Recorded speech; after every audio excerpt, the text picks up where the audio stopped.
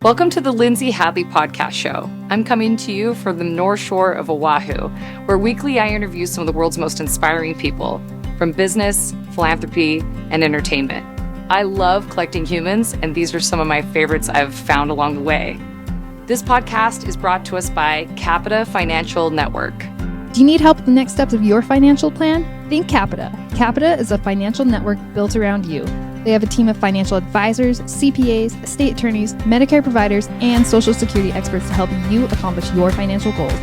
Call or schedule a complimentary consultation at 801-566-5058 or visit their website at capitafinancialnetwork.com. You can also check out their financial education podcast, The Financial Call, available on Apple, Google, Spotify, and YouTube. Welcome to the Lindsay Hadley podcast show. Today we have Bob Worsley on our show today. He's got an incredible background as an entrepreneur. He's had incredible success as the founder of SkyMall, which he's going to talk a little about that journey and what led him to now being an investor in various capacities and I guess summiting his next Everest as he's building a new company as the founder of Zeni Home, which I'm thrilled for him to talk about in a world where there's some real pressure and stress around affordability of homes and sustainability in our current environment of climate change and carbon footprint. Bob has come up with some pretty stunning solutions. So Bob, thank you so much for being on our show. We're so glad to have you. Thank you, Lindsay. It's a pleasure. So Bob, why don't you start out by telling us a little about your story? Where are you from and what got you into entrepreneurship? And tell us a little about SkyMall. I'm so excited for you to share some stories there. I hear some amazing stories around how you worked with the FBI to help actually take down some of the individuals that were part of the September 11th attacks on our country, which that's going to be a stunning story to hear all about. Well, great. I started from Harriman, born in Harriman, Utah. And when I was 10 years old, my father moved us to Boise, raised there, went to BYU. After BYU, went to work for PricewaterhouseCoopers in Phoenix, Arizona, and ended up staying in Phoenix for 40 years. When I was 35, I decided I was done being a CPA and I wanted to be on the other side of the ledger. No pun intended. And so I founded SkyMall when I was 35. I was on a flight from Seattle to Phoenix and had this idea that the catalog in the seat pocket that was there at that time was really outdated. And we created this mall of companies you would normally see in your mailbox. And we took the company public. We had a great run during the time that Amazon and others were kind of running in the e-commerce space, reached a $500 million market cap, 450 employees. And then we exited the business. We sold the business to Rupert Murdoch. And 52 days after we sold the business to Rupert Murdoch, 9/11 happened. And we had traumatic experience finding out that all the terrorists that had been on the planes doing test runs had been purchasing from us. Wow. And we had some horror stories with our agents on the floor that had been kind of verbally abused by some of them. And so we let the FBI know that we had some information and collaborated with them. We had credit card information, where we were shipping the merchandise, a lot of details about the orders that I think helped them find out their money flow, the credit cards they were using, etc. So it was kind of an interesting experience. After SkyMall, I bought a public company, and we now have 100,000 acres of land from that company and 1 million acres of minerals. We have started a biomass facility, and we have solar and wind projects that we have leased our land to build. And then I was asked to run for office. I served 3 terms in the Arizona Senate, never lost an election. And in 2019, I decided to retire. And I started Zeni Home after that. This is the last startup. I promised my wife at 67 now that I won't be starting any more businesses, but this is by far the biggest and most exciting, has the largest market potential and largest impact on society that anything I've ever done. So I'm very excited about it. Wow. Bob, What an incredible track record. So you've never lost an election. The businesses you've been a part of have been successful. Can you share some failures with us? Can you come back down to earth and be human for a minute?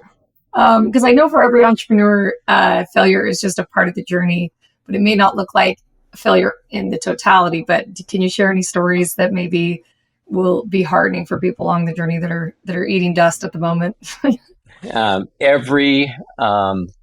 Every business that I've ever been associated with has had points of failure that have nearly cost the owner everything. And that is true of every business we've started. Although I was named Entrepreneur of the Year in Arizona in 1999, 1994 was almost a failure. We were doing airport delivery and concierge service, and just really had too complicated of a business model. And so we rapidly fixated around the idea of drop shipping. Remember, this is before Amazon was around. Right. And so we created the first digital tools necessary to send orders from our shop and through client server systems, drop them into the systems of our vendors, our catalog partners, and they fulfilled the orders. We didn't have to carry the inventory in our warehouse. So we went from losing $13 million a year in 1994 to making $1 million a year in 1995. Wow. And then went public in 1996.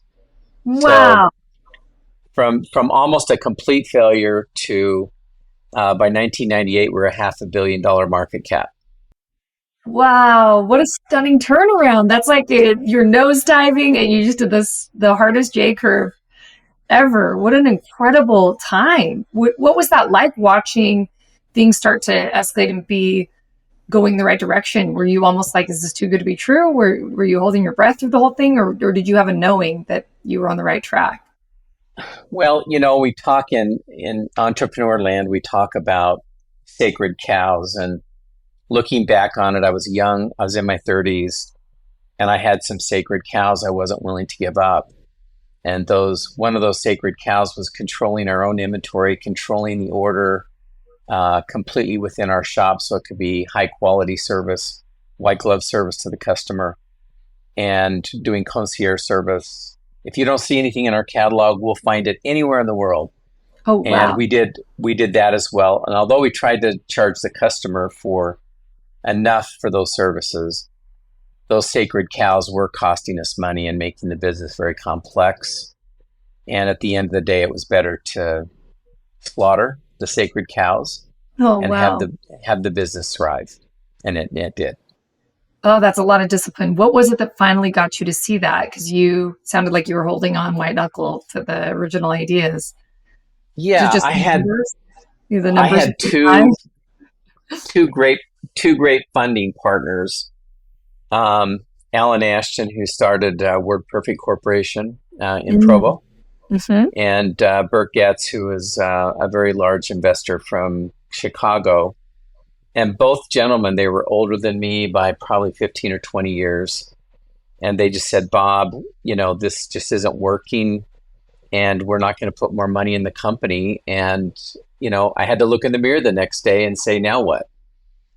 I don't have these very generous, wonderful men as my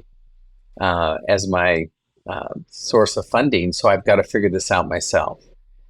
And so that's really what precipitated the hard look at the sacred cows and doing what we had to do to turn things around. And it was a blessing for them to make the young man kind of pay attention and make some changes that needed to happen. Isn't that just such a stunning allegory of life? I understand you have share a same faith background as me, being LDS, and the idea, people of Christianity, most religions actually have the same impetus of a belief of turning from, quote, sin or repenting or in our thinking, but it's often the pain of going down the wrong path that causes us to then change our behavior. It's like people are motivated in a couple ways to change, and one of the most powerful ones is pain. Something becomes so untenable and so painful. The 12-step program, the first one is admitting that your life is unmanageable and that you literally are held captive to this addiction or this vice, whatever it may be. And as a human being, like what's been really beautiful on my faith journey is understanding that repentance is really just changing our thoughts. It's changing the way we think, because when we change our thought, then we will change our behavior. Like if we're driving along and we think that the cops are not going to pull us over and give us a speeding ticket, we'll keep speeding. But if we know that there's a cop around the corner, we change our behavior. It's our thinking that actually informs our behavior. And so I think knowing that you had no more, I guess, no golden goose on the other side or money that could keep coming, it put this pressure on you was such a gift. What other thoughts what does that bring up for you? What are the thoughts about that? But I love this part of the conversation because it's something we all can use in our personal lives, in our interpersonal lives, in our business lives, in our investing lives. That pain can be a great gift. Yeah, I think as much as I want to believe that love and comfort and support are highly motivating, and I prefer that, sometimes just hitting rock bottom and something really hard is actually what brings us to our senses. And if it hurts and it's painful enough, we can actually look in the mirror and see something we haven't seen before. I think that's absolutely the case in startup businesses. Every single one I've been involved in, our biomass facility, Zeni Home, everything that we've ever started has had moments where you've really got to look at the hard things in front of you and make some changes for the business to succeed. That's so brilliant. I love this. So Zeni Home. So why Zeni Home? Why now? Tell us a little bit. I mean, you talked about it being the biggest thing you've done as far as market potential. I have a friend who's founded a glamping, high-end, disparate hotel company. And she's in early stages of the startup, literally launching her first units. And I've been watching her journey, and it seems like this is what I would call like a quote fad, or, it's like a craze, these tiny homes and small homes. And what are your thoughts about where this is going in the future and why? I'm like so excited to hear your thoughts about the market. Yeah, I think we are in an unprecedented time relative to a roof over your head. Mm. In 1950, we were 950 square feet. And there were 5 people living in that home. Today, we have 3,500 square foot homes and 3 people living in that home. So if you just look at the math, we have become, in America, we have become very infatuated with larger spaces and also single purpose spaces. And I think what's now happened with prices of homes tripling since 2000, and interest rates over doubling in 1 year, that means your mortgage payments more than doubled. That the 6.5 million home shortage in America, coupled with those price and interest rate pressures, has created, for the first time, a situation where our children will not be able to buy homes. Wow! And that's the first time in my lifetime, and I've been around 67 years. And that breaks my heart that my kids and grandkids, can't afford to have a roof over their head that they own, that they would have to rent. And rent is outrageous. Rents have doubled. And so what you're facing is, if you look at it, Salt Lake City had 26% increase in homelessness. Phoenix had in the 20s. Los Angeles is out of control. San Francisco. What's happening is people are falling off the bottom rung of the ladder, the economic ladder. And as a result of that, there's more and more people that just can't even afford to have a home over their head. And that's just untenable. It's a $2 trillion a year business, housing. And it's time for us to come up with a different approach. And in my opinion, the new approach is, the only way to bring costs of housing down is to have a smaller space that lives better and is used for multiple purposes. The spaces are used for multiple purposes.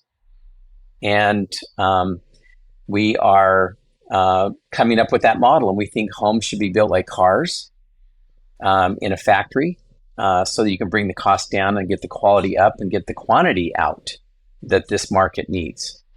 So it's a whole new approach, much bigger market than anything I've ever played in before.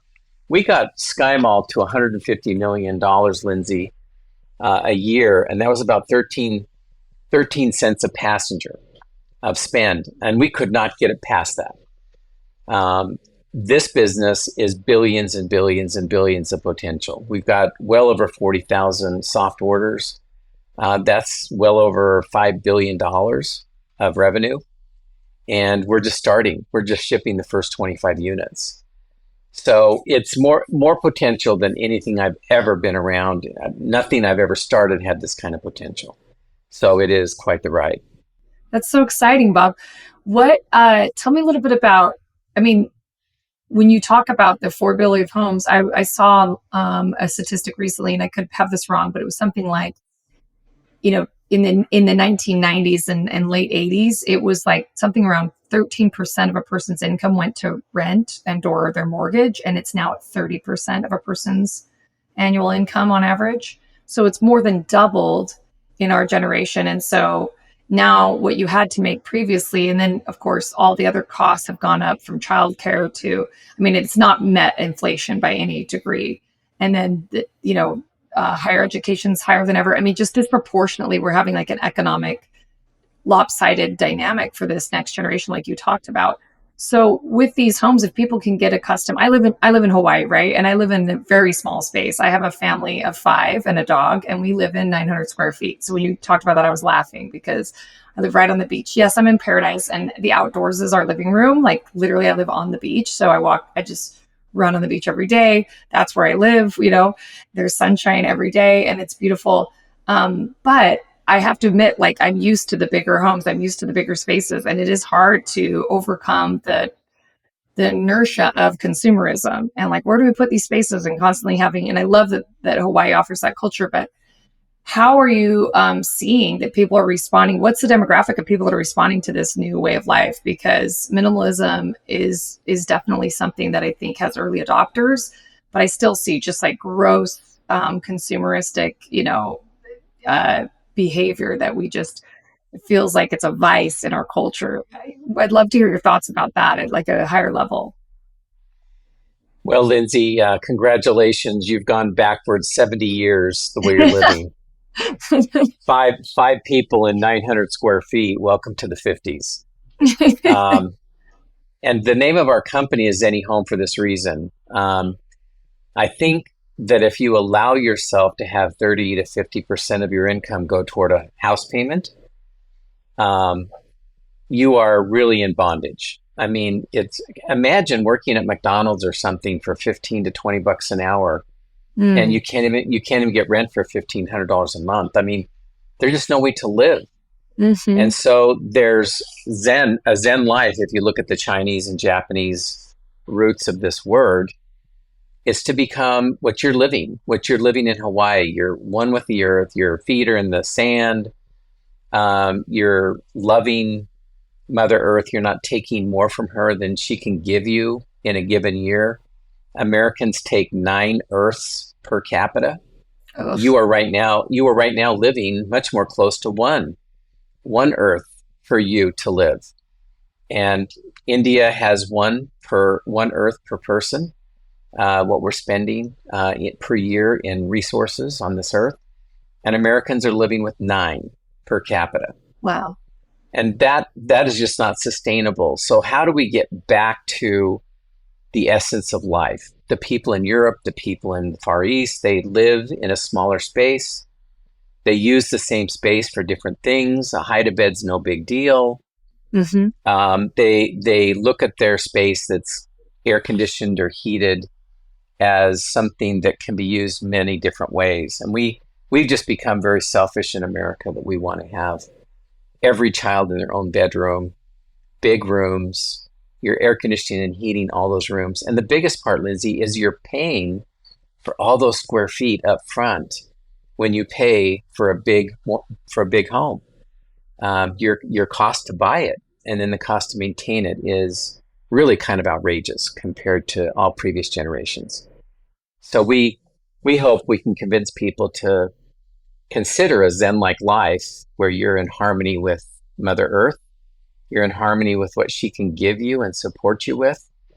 And taking 9 times more than we need is just not a good system for Americans to live with. Wow. I love that it comes from the root of Zen. Tell me a little bit about how difficult it is for the permitting process. So if somebody, by the way, are you mostly looking for B2C then? Is this a B2C model? So the average, like I'm looking to, buy a home in Utah and potentially move back, which is, this is a fun conversation to have you. So I'm like a potential customer, right?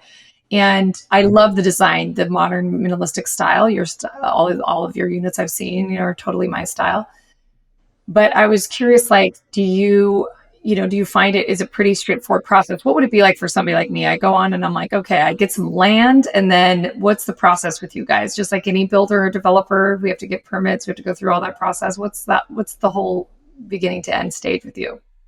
Well, in Utah, it's a little different than Arizona. There are 7 states that don't have a state Department of Revenue. Mm. And Utah happens to be one of those states that does not have a statewide program. So we have to go to every city to get permitted. Oh, That's a pain. such a bummer. So we have a bill we're introducing this session in Utah, and it looks like it'll pass.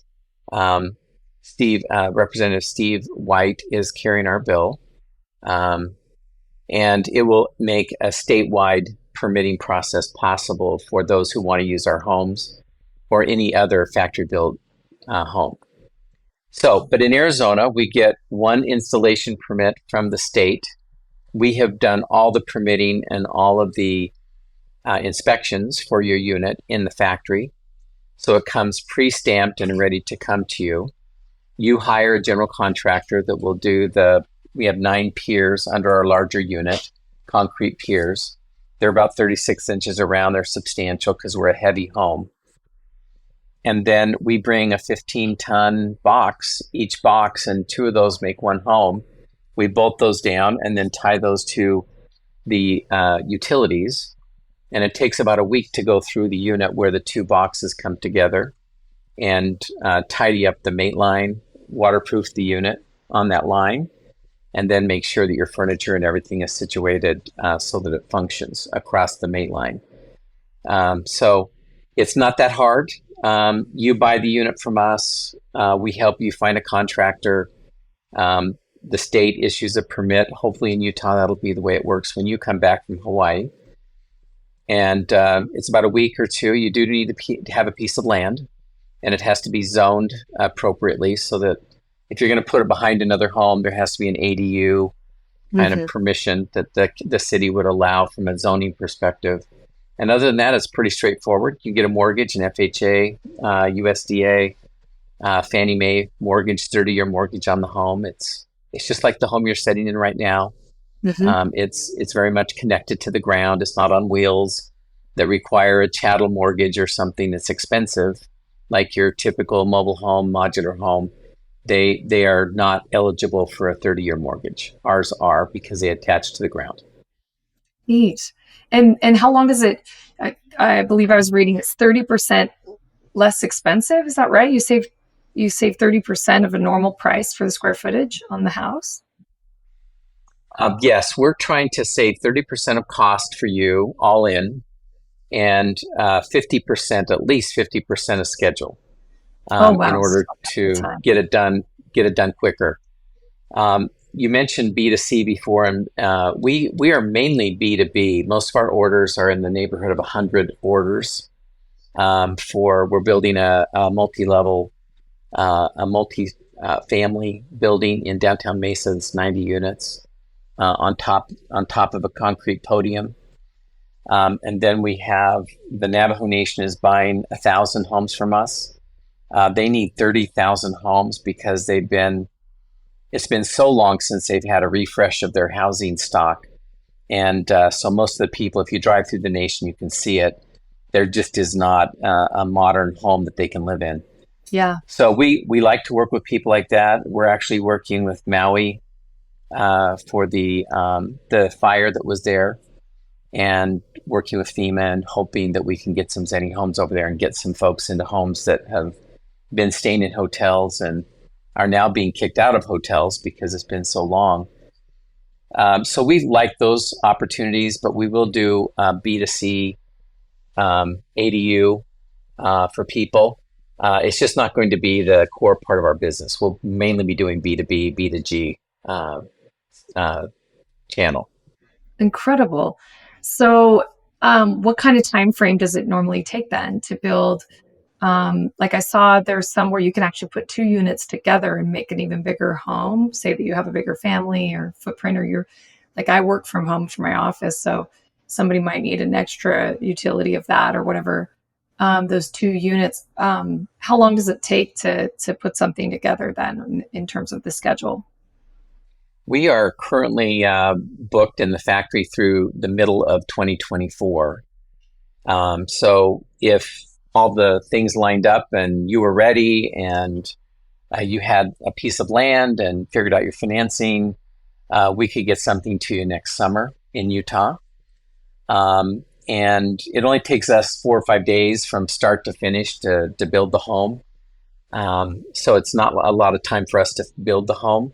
It's a matter of getting you ready with permits, a general contractor to do the site work, the prep work, making sure the land, the financing, everything's in place before we send a home to you. My wife and I we bought a lot here in Mesa, and we're taking 3 of the 2 bedrooms and creating a beautiful 1,920 square foot home. It's called a bi-nuclear mid-century modern home. And it's kind of in a U shape. It's really beautiful with a 400 square foot deck. And so you step out of your 2-bedroom unit onto a deck outside, and it ends up being this just really lovely gathering place, covered. We've covered it. And it's 6 bedrooms, 3 baths, at least 6 office spaces if you wanted it. And it could be used as a triplex, or it could be used as a single family home. How exciting. So, is that model anywhere? Could somebody duplicate that model you created? Oh, absolutely. The Navajos want this for a more extended, larger family. So we created it for them. We loved it so much that my wife and I are putting one in Mesa. And so you can come to Mesa and see our 2 units as standalone units. You will be able to see in 2024, you'll see the multifamily 75-foot tall building, 90 units over a grocery store. All of that in a half acre, by the way. And then you'll be able to see 3 units as a 1,920 square foot home with all the bedrooms and bathrooms you'd ever want.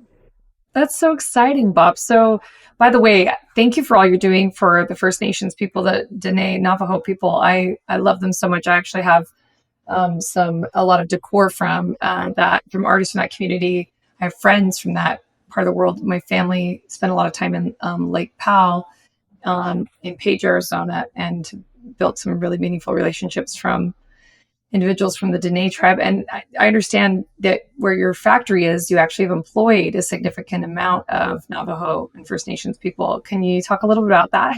How fun is that? There's such rich heritage, and I just love so much about that community.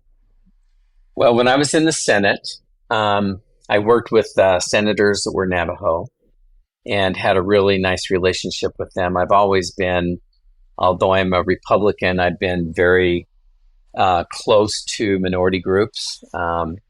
Hispanic. I went to South America on a mission, and I speak Spanish, so I've had a soft place in my heart for them, the Latinos. And my best friend was on the Navajo Nation and died of an aneurysm his last week of his mission. So I have a strong feeling for them as well, and his service there. And most of the Salt Lake people that I know have a deep and abiding love for Lake Powell. And in fact, they talk about the 3 big power stacks that they would know where they were on the lake, on the reservoir, based on where those stacks were. And those stacks came down in December of 2020.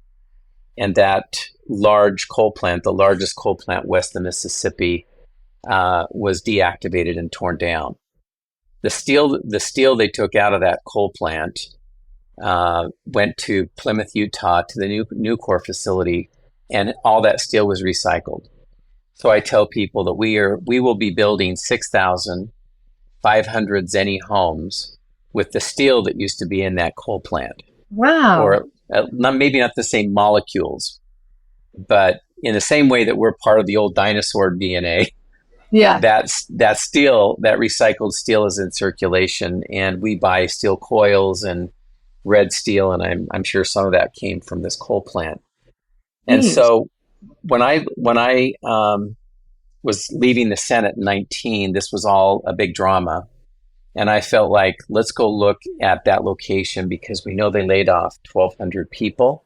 Mm. And so we actually went and negotiated with the Navajo people, and I have a great relationship with the president now. And we decided to take over the Navajo generating station. Wow. Where those workers used to make coal-powered power. They now are iron workers, boiler makers, carpenters that were let go. We even had one gentleman that became homeless in the Page Park, alcoholic and all that. And he was our employee of the month a couple of months ago, and is actively working and happy and very reliable. And so putting these people back to work, we're already 126 people back that were laid off, and we have 300 more that are waiting to join us. Eventually, we'll have well over 500 of those people redeployed and in a job that will technically never end versus a coal plant that has a 50 or 60 year life and is not looked at as a good way to make power because of the pollution. So here's a highly sustainable product, and the Navajos are now excited because it's built on Navajo, by Navajo, for Navajo. They get to live in these homes that they build on a factory on their nation that pays taxes to their country, to their nation. So Wow. we are really close to the Dene people, and our team is all Dene. They're at the plant. Very few people are not Navajo. We have a few that are Hopi Navajo combo. We have one Latino Navajo combo. So we're just thrilled that we're able to help that area and employ those people, and they're helping us. Incredible. What a synergistic situation. I'm so glad to hear that. And so, Bob, I know I'm mindful of the time. Thank you so much for coming on the show. Is there anything you want to leave with us to share, about Zeni, where it's in its growth, how people can get involved? I mean, you just did a Series A, I understand. Is that right? An investment? Yeah, we're doing a $25 million Series A. We're about half finished with that. Mm-hmm. We have a very unique, what we call concurrent offering. If you would like to go to WeFunder and invest as little as $250, you pay the same price per share in a democratized fundraise as a millionaire that's putting $1 million in the company, the same stock price. That's unusual. Usually, the big investors get a better deal. So we have crowdfunding for those who want to invest at least $250. And then for those who want to be part of the Reg D offering, the Series A Reg D offering, they pay the same price per share through a Reg D offering. We have an opportunity zone that's at the same price as well for those who want to shelter short or long-term capital gains and then not ever pay tax on the gain on their SkyMall investment.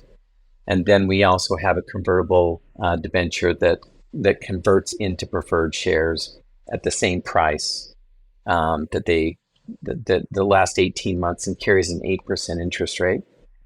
And when we also found a few H-1 visa holders from India and Pakistan who wanted to get a green card and become citizens. They're here working legally today in Austin, Texas, and they would like to get a green card. So we started an EB-5 program.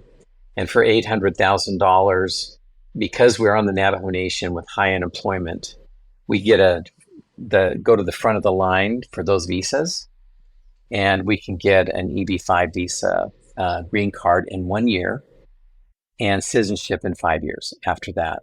Wow. For those and they pay the same price per share. So it's really a unique offering where we're trying to find everybody that wants to participate they can all invest at the level they can afford, and not more than that. And those who want to get in a big way, we are really thrilled to have them involved as well. Amazing. Bob, thank you so much for sharing and for coming on the show. And I'm wishing you all the best of luck with Zeni Home and 2024 being like this amazing year for you guys as you get out in the market and people get to see the beautiful design and the utility that you've created and make an impact. So thank you so much for coming on. Thank you, and enjoy Hawaii, Lindsay. Thank you. Do you need help with the next steps for your financial plan? Think Capita. Capita is a financial network built around you. They have a team of financial advisors, CPAs, estate attorneys, Medicare providers, and Social Security experts to help you accomplish your financial goals. Call to schedule a complimentary consultation at 801-566-5058 or visit their website at www.capitafinancialnetwork.com. You can also check out their financial education podcast, The Financial Call, available on Apple, Google, Spotify, and YouTube.